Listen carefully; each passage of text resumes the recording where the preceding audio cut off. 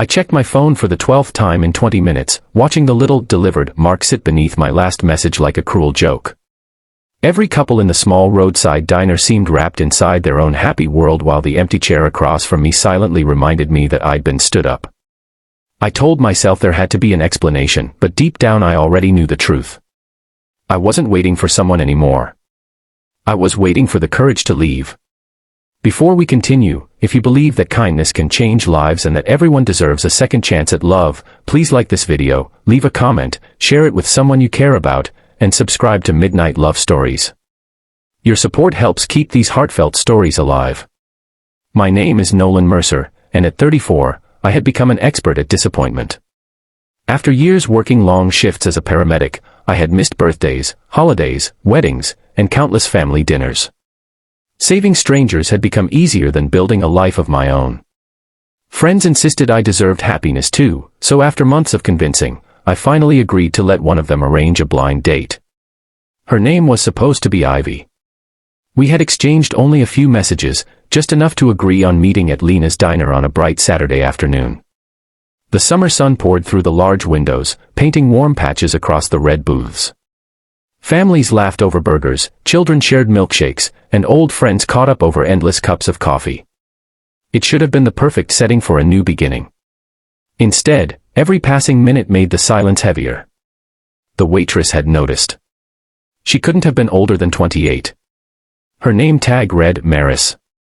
She had kind hazel eyes that carried the strange calm of someone who had survived storms without talking much about them. She kept refilling my coffee even when the cup wasn't empty, never asking questions, simply offering quiet kindness. An hour passed.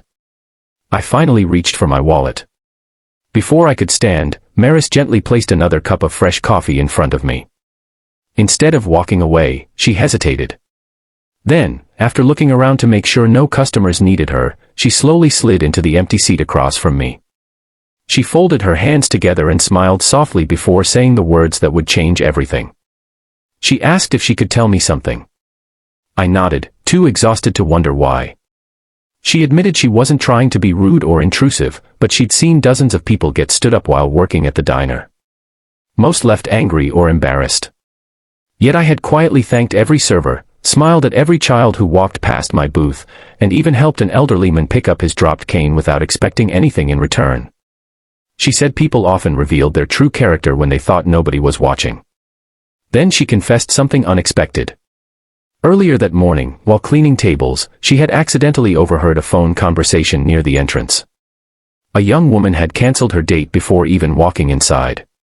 She had laughed with her friend, saying she found a better option, and didn't want to waste her afternoon meeting a paramedic who probably worked too much anyway.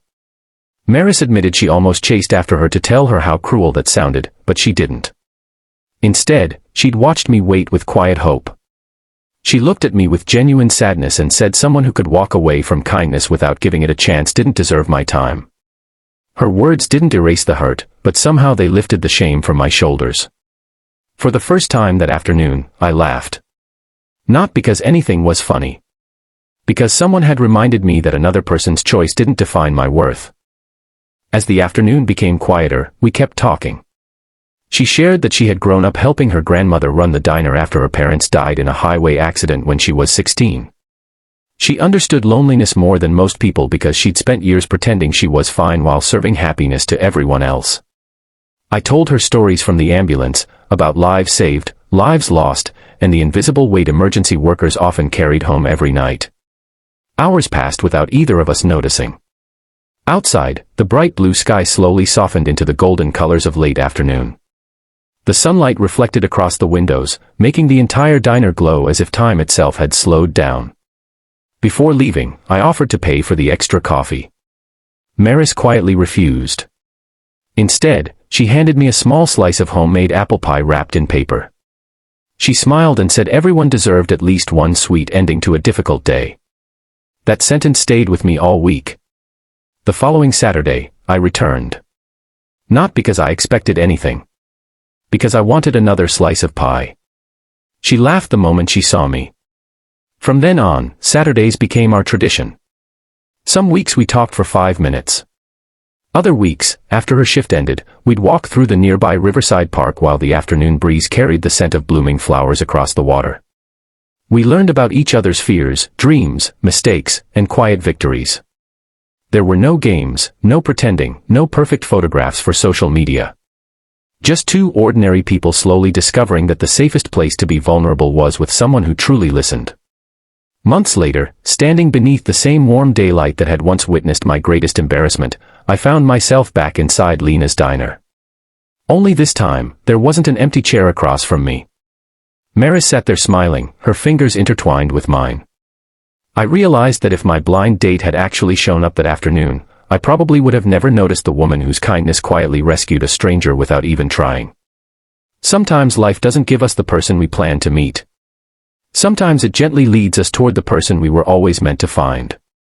If this story touched your heart, please like this video, leave a heartfelt comment, share it with someone who still believes in love, and subscribe to Midnight Love Stories for more emotional journeys that remind us hope is never truly lost.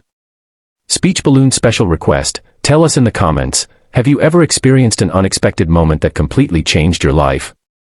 As we left the diner hand in hand beneath the warm afternoon sun, I finally understood that rejection isn't always the end of a love story.